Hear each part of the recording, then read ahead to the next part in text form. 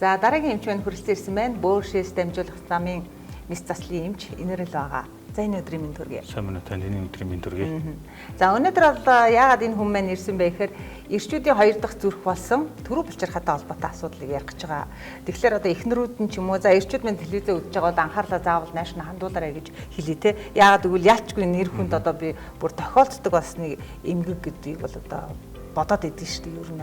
Тэгэхээр имжээ та хэлэхгүй те. Ер нь яг бодит амьдрал дээр яг танаа жишээлбэл мэс засал дээр те яг энэ төрөв булчирхааны яг энэ томролтой хүмүүс эрчүүдийн ер нь хэдээс хэдэн наснд хэдэн хувьтаагаар ер нь томорсон байт юм бэ? За тэгэхээр төрөв булчирхааны томрлын тухай ярих өмнө мэдээж төрөв булчирхааны тухай ерөнхий ойлголт өгье. За төрөв булчирхаа нь болохоор хос биш манжин төст хэлбэртэй. Манжин шиг хэлбэртэй гэдэг те. Тийм булчирхайлаг. Диаметр нь 2.5-аас 3.5 см хэмжээтэй. 20-25 г жинтэй. Бага арцын хүндэд байрладаг эрэгтэн байдаг эрэгтэн байгаа. За энэ эрэгтэн маань өөрөө яг бага арцынхаа айл хэсэгт байдаг гэхээр давсагны яг гарах хэсэг болон шээсний уг хэсэгт тийм одоо ороос маягтай байж байдаг. Тэгээ энэ байрлалаас болоод томролт нь шээсний замын одоо тухайн хүндэд шинж тэмдэг өгөө зөөврөгөө яваад идэх байгаа томрол нь.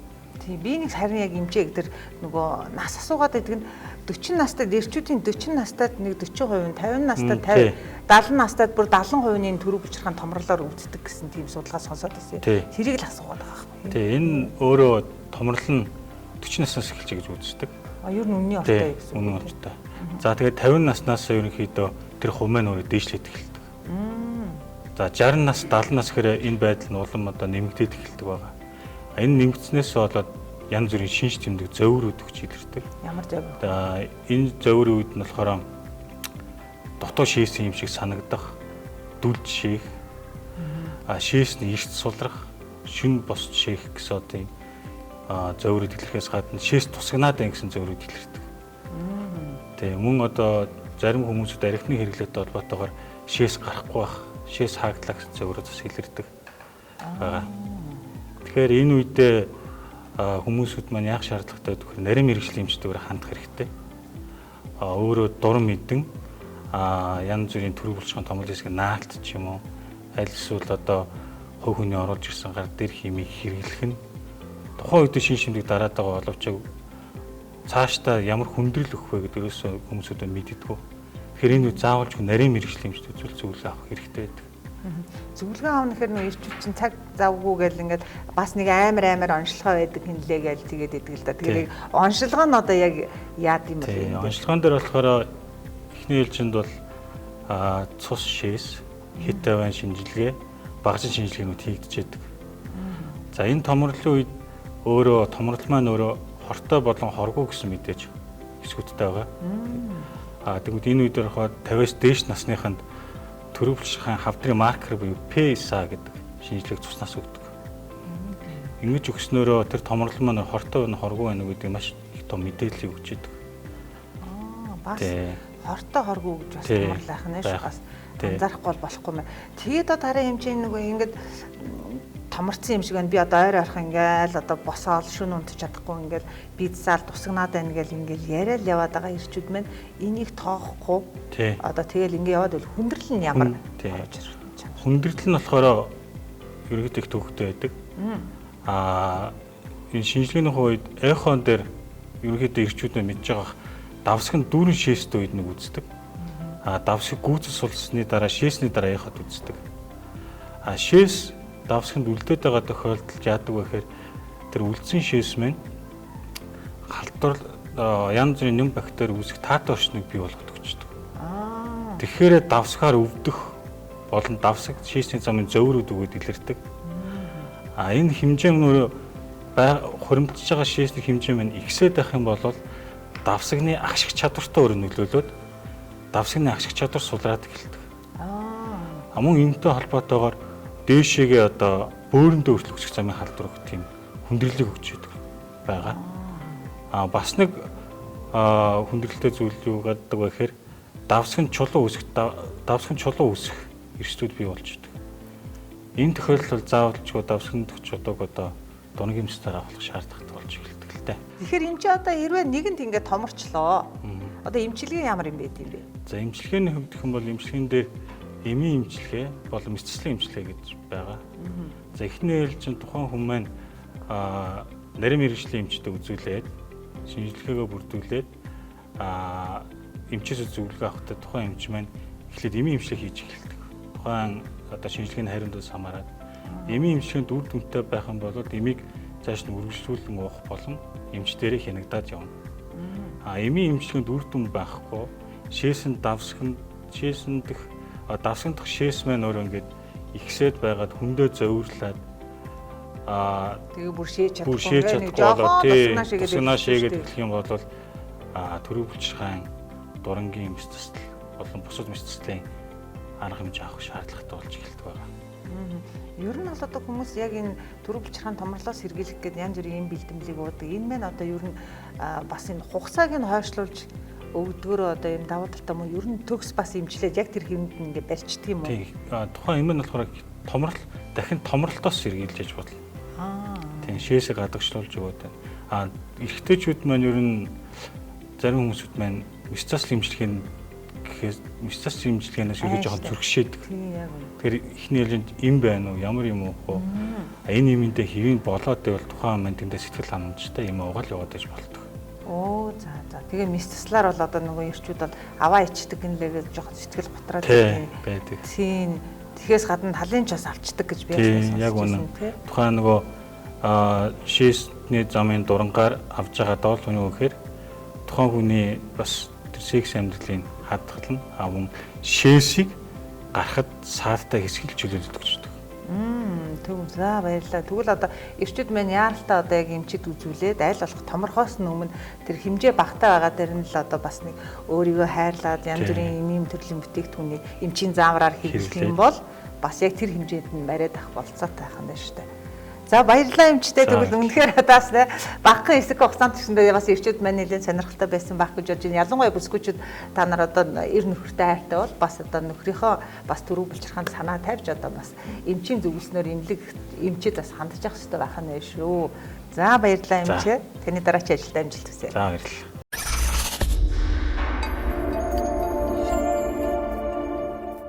За одоо харин Монгол Фарм компани энэ зүйж цэрэн дэрж хүрэлцэн ирсэн байна. Энэ өдрийн мэнд хүргэе. За танд бас энэ өдрийн мэнд хүргэе. Сая одоо яг нөгөө эмчтэй эрчүүдийн төрөв булчирхааны томордын талаар ярьж байлаа л да. Тийм. Тэгэхээр одоо яг Монгол Фарм компани маань бас яг энэ төрөв булчирхааны асуудалтай байгаа эрчүүдэд зориулсан олон төрлийн одоо бас тийм ээ хүнсний нэмэлтээс хуулаад эрүүл мэндийн нэмэлтүүдийг бас гадны улс орноос оруулж ирсэн гэж сонссон. Тэгэд энэ талаараа ярьж өгөөч. За тэгэлгүй яг одоо манай Монгол улс маань ерөөдөө төрөв булчирхаан томрол маш ихээр яригдж байгаа.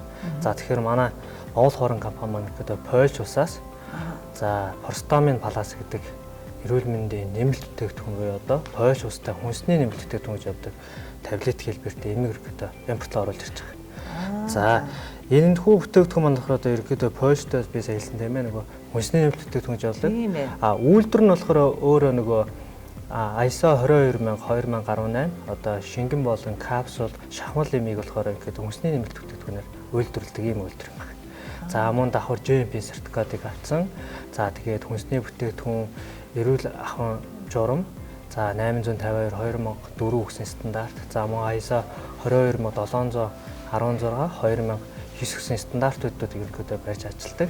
За ийм одоо мөн одоо гоо сайхны болон бүтээгдэхүүнүүдийг гаргадаг ийм үйлдвэр багтдаг. За ийм тэгэхээр одоо энэ шинээр орж ирсэн одоо энэ эрүүл мэндийг дэмжих маань эрчүүд маань хэр үнэхээр сайн одоо бас дэмжих байна. Одоо зайлшгүй авч явах хэрэгтэй одоо нөгөө хэрэгтэй минералууд элдв юмнууд байд юм байна.